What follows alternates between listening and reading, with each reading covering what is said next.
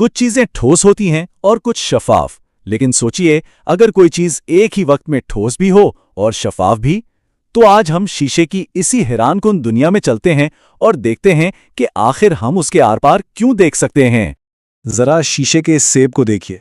ये इतना ही ठोस है जितना कोई पत्थर हो सकता है, फिर भी रोशनी इसमें से ऐसे गुजर जाती है जैसे ये वहां है ही नहीं। ये तो एक ऐसी पहेली है जो हमारे रोजमर्रा के तजर्बे से बिल्कुल उलट है ना? तो फिर बुनियादी सवाल यही है, शीशा शफाफ क्यों है? इसका जवाब हमें एटम और रोशनी की एक ऐसी पोशीदा दुनिया में ले जाएगा जिसके बारे में हम ज्यादा नहीं सोचते। तो चलें इस राज से पर्दा उठाते हैं। ठीक है, तो आइए इसमें गहराई में उतरते हैं। सबसे पहले हमें उस तजाद को ठीक से समझना होगा जो शीशे की अपनी साख्त में मौजूद है।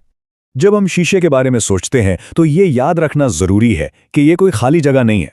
ये भी एटमों से खचाखच भरा हुआ है, बिल्कुल लकड़ी की दीवार या धात की किसी चादर की तरह। तो फिर सवाल ये पैदा होता है कि रोशनी इस घने ढांचे में से आखिर गुजर कैसे जाती है?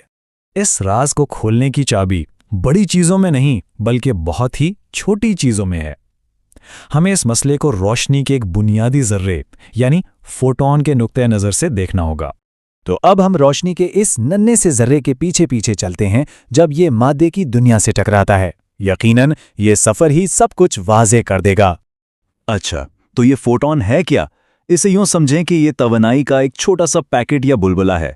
हम जो कुछ भी देखते हैं वो इन्हीं अरबों खरबों फोटॉन्स की वजह से है जो हमारी आंखों से आकर टकराते हैं। जब ये फोटॉन्स किसी भी सतह से टकराते हैं तो इनकी किस्मत का फैसला होता है। या तो वो आईने की तरह टकराकर वापस पलट जाते हैं, या शीशे की तरह सीधा गुजर जाते हैं, या फिर किसी गहरे रंग की दीवार में जज्ब होकर रह जाते हैं। और यही वो सवाल है जो हमें इस कहानी के अगले और सबसे अहम हिस्से तक ले जाता है। आखिर शीशे में ऐसी क्या खास बात है जो फोटॉन को जज्ब या मुनक़िस करने के बजाय उसे गुजरने का रास्ता दे देती है? इसका जवाब एटम के अंदर ही मौजूद एक छोटे से पहरेदार के पास है। इलेक्ट्रॉन वही है जो फैसला करता है कि फोटॉन के साथ क्या होगा। हर एटम के न्यूक्लियस के इर्द गिर्द इलेक्ट्रॉन्स घूम रहे होते हैं। यूं समझ लें कि ये रोशनी के लिए गेट कीपर हैं। जब कोई फोटॉन करीब आता है तो उसे सबसे पहले इस इलेक्ट्रॉन से ही निपटना पड़ता है। बस यही वो फैसला कुन लम्हा है।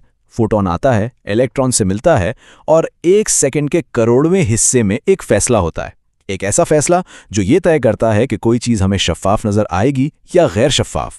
जब कोई इलेक्ट्रॉन किसी फोटॉन की तवानाई को जज्ब कर लेता है तो वो फोटॉन वहीं ख़त्म हो जाता है, और जब किसी चीज़ में ज़्यादातर फोटॉन इसी तरह जज्ब हो जाएं तो वो चीज़ हमें गैर शफ़ाफ यानी ओपेक नज़र आती है। और अब हम पहुंचे हैं इस पूरी कहानी के सबसे दिलचस्प और अहम मोड़ पर। यह एक बुनियादी असूल है जो ये कंट्रोल करता है कि इलेक्ट्रॉन तवानाई जज्ब कर भी सकता है या नहीं। यहाँ कहानी में एक ज़बरदस्त मोड़ आता है। बात यह है कि इलेक्ट्रॉन्स हर तरह की तवानाई कबूल नहीं करते। वो इस मामले में बहुत ख़ास होते हैं। उन्हें तवानाई की बिल्कुल सही मिकदार चाहिए होती है, न इससे कम न ज़्यादा। ये क्वांटम मैकेनिक्स का एक बुनियादी उसूल है। एक इलेक्ट्रॉन या तो तवानाई की एक सतह पर होता है या फिर दूसरी पर। इन दोनों के दरमियान उसके लिए कोई जगह नहीं होती, और इस छलांग के लिए उसे ख़ास मिकदार में तवानाई की ज़रूरत होती है। तो सबसे अहम नुक्ता यह है, शीशे में इलेक्ट्रॉन को अगली एनर्जी लेवल तक छलांग लगाने के लिए जो तवानाई चाहिए होती है, जिसे हम बैंड गैप कहते हैं, वो बहुत बहुत ज़्यादा होती है। इसे एक सौदे की तरह सोचिए। शीशे का इलेक्ट्रॉन कहता है, भाई मुझे अगली सीढ़ी पर छलांग लगाने के लिए पूरे 1000 रुपये चाहिए। लेकिन बेचारा रोशनी का फोटॉन कहता है, मेरे पास तो सिर्फ 50 रुपये हैं। और चूंकि फोटॉन के पास इलेक्ट्रॉन की मांगी हुई तवानाई नहीं होती, इलेक्ट्रॉन उसे नज़रअंदाज कर देता है। सीधी सी बात है, सौदा नहीं होता और फोटॉन बगैर किसी रुकावट के सीधा गुजर जाता है। और जब अरबों फोटॉन एक साथ ऐसा करते हैं तो शीशा शफ़ाफ हो जाता है। ये चार्ट इस बात को बहुत अच्छे से दिखाता है। यहाँ देखिए, शीशे का एनर्जी गैप कितना ऊंचा है और उसके मुकाबले में हमारी देखने वाली रोशनी की तवानाई कितनी कम है। दूसरी तरफ जो चीज़ें गैर शफ़ाफ होती हैं उनका एनर्जी गैप कम होता है, इसलिए वो आसानी से रोशनी को जज्ब कर लेती हैं। तो ये सब जानने के बाद हम अपनी दुनिया को किस नई नज़र से देख सकते हैं?